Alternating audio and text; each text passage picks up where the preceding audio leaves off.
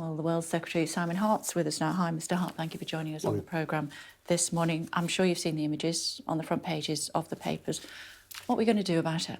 I mean, it's as you said, it just seems to be completely unbelievable. I think you have to sort of look twice, blink twice to be able to actually fully take in what's happening. I think what we've got to do, as some of the reports have indicated, is keep the pressure on in every way we can, whether that's in the provision of weapons, whether it's in the provision of financial help, all of the different ways in which we can and have so far intervened, we must continue to do. And if anything, we need to step that up. Sanctions, likewise. There's a history sometimes of sanctionings weakening over a period of time. So now isn't the moment to sit back and say, we've done enough, we've provided all the help we can, let's just see what happens. Actually, now what we need to do to step that up and continue also to do what President Zelensky has, I think, praised us for doing, which is leading the international response to this. So I think there's a load of other stuff that we can, should, and in many cases are actually doing. OK, let's unpack that. Military aid, what does that look like? Well, I think we've seen what it looks like so far. It's providing. What else are we offering? It's providing the kind of defensive weaponry that we have already done in greater numbers. I have to be careful what I say. This is very much Ben Wallace and the PM's area of responsibility. Yeah, indeed, absolutely. No, so I'm not ducking that. And so it's increasing as far as it is reasonable to do so. All of the aid that we've so far given, all the sort of weaponry so far given, but also making sure that when Ukraine comes to us, says actually we need a slightly nuanced version of it. We need a different sort of defensive weapon to make sure if we physically can, if we possibly can, we either provide the financial support or the actual support to be able to provide that. And I think so far, we're leading the world in that. We will continue to do so. And but it's as we've seen overnight, rather sort of graphically, this is a very fast-changing situation. So we are very much watching this on an hour-by-hour basis. OK, Odessa is a port that is incredibly important to Ukraine, of course, for all sorts of reasons. They're asking for anti-ship missiles. Sunday Times reporting yesterday the Prime Minister wants to provide them with that. How far along the line are we with that? Well, I think we've heard what the PM said yesterday. Clearly, is it something we're considering? Yeah, absolutely. I mean, he said so. He wants to be able to help as far as that's concerned, and these are the judgments which he and others are making. But it's not. This is not just the UK. This is about leading a world response. If the response is to be effective, it needs the West and many, many nations to come together in that common endeavour. So it is better that we make sure that we take everybody with us. That's what we're trying to do. And that is indeed what President Zelensky has praised the UK for doing, which is actually leading this global effort. OK. We've seen people with their hands tied behind their back, shot in the head. Not once, not twice, many, many, many times. Quite rightly, people are fleeing that. 11,000 people want to come or have applied to come to Wales from Ukraine. Will 11,000 people be allowed to come? I mean, we and Welsh Government, this is one of those areas where there is more than one sort of responsible body, are determined to live up to our reputation of being a nation of sanctuary. We want to make it as easy as possible. We want to make it as quick as possible. There do need to be checks of some, I hope, limited nature, just to make sure that everybody's safe in that process. But absolutely, there should be no... those images that you've just described ought to remind anybody or everybody who's looking at this that we haven't got the time to sort of navel gaze over this. We have to get on with it. I think we are doing a reasonable job. We can always do more. We can always go further. We can always go faster. We're not doing a reasonable job as far as letting people in the country so far. My question is, will the 11,000 Ukrainians, 10,000 Ukrainians who want to come to Wales be allowed to come? I hope so. It's a matter for Welsh Government, as I say, but we're working with them very closely. We want that to happen. And we want there to be more. There shouldn't, in a sense, be any limits to this. We should be responding to need. So why is it taking so long? Well, these things always...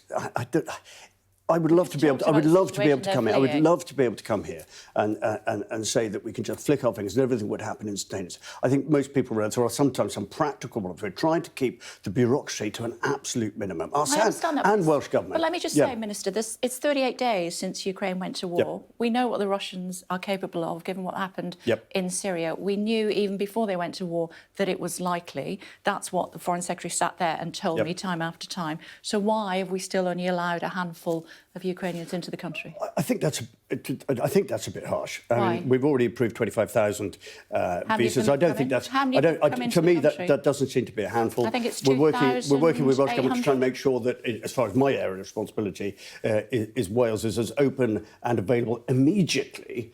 That's already there are families arriving in Wales. We want more. We want to respond to demand and respond to need caused, as I say, by the images that we've seen. We don't want to. We're not here to stand in the way of any of that and just sit there with a clipboard saying no.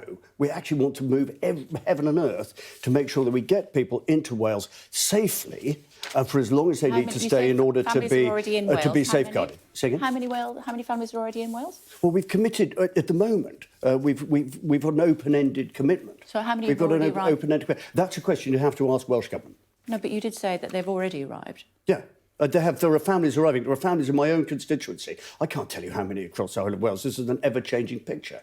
And it's a matter for Welsh Government to answer that specific question.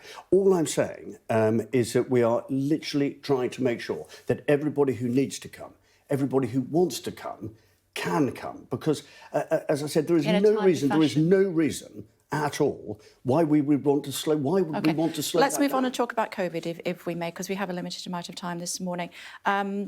We're just reading in the papers this morning that the Office for National Statistics, I think it was, Ofsted, forgive me, saying that a generation of babies and toddlers struggling to crawl and communicate as a result of lockdowns enforced by this government.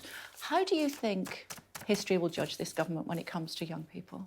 I think the COVID inquiry will do a number of things. As far as I'm concerned, the sooner it concludes, the better. So I think what it will show is that some of the decisions which have been taken over the last couple of years, which people have been highly critical of, have actually been very sensible decisions in the very rapidly changing circumstances where we were learning as we went along. And I think that when we look back, did we go into lockdown too soon, too late? What were the considerations? What were the effect on kids' education and life chances?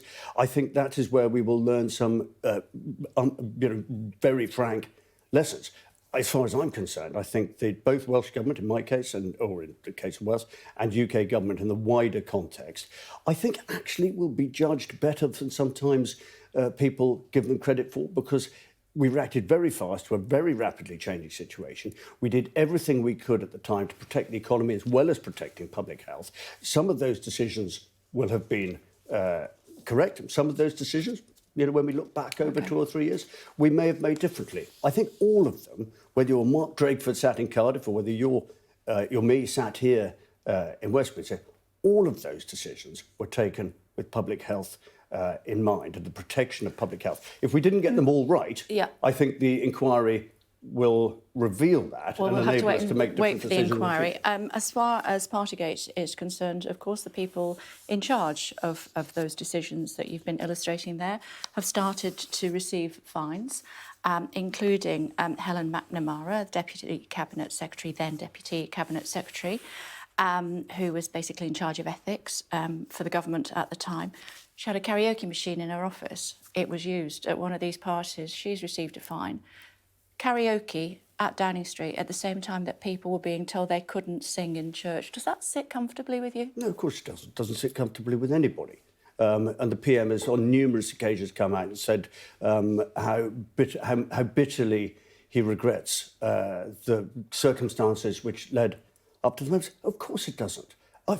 Barely a day goes by when I don't look back and wish I did something different. When I look back over 2 years and look at every decision I made, every judgment I made, I expect you're the same. Look back and think, actually, could we have done that differently? Could we have done that better? Did we? No, Minister. These people were responsible for policy and they were partying and being told that you can't sing in church, and they were all taking turns on the karaoke machine. Yeah, you asked me if that sat comfortably, and I gave you a very frank answer. Of course it doesn't. Of course it doesn't. Why should it? Well, indeed. Should the Prime Minister resign if he's fined? Well, I take a very clear view on this, which is based on, well, I'll tell you what, I have 65,000 constituents in West Wales, where I represent, and they are not shy in coming forward and expressing a view about this and a number of other subjects. And throughout all of this saga of the Downing Street parties, they have said one thing very clearly and in a vast majority, is they want contrition and they want an apology, but they don't want a resignation. And I actually think at the moment, the idea, given what we started this conversation talking about, the idea that it might be appropriate to have a sort of 6-week self-indulgent leadership contest in the middle of this, frankly, I don't think that's very sensible either. As I've said before, we all make judgments which we have time to reflect on and wish we'd made differently. I think for me, personally speaking, I think the world has moved on a considerable distance.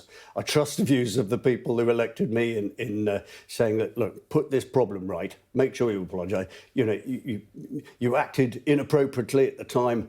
But the idea that every politician, or indeed every journalist for that matter, who makes a misjudgment along the way should automatically be sacked is not something I subscribe to. They do it time and time and time again. We'll wait and see. Secretary of State, thank you very much indeed. Thank you.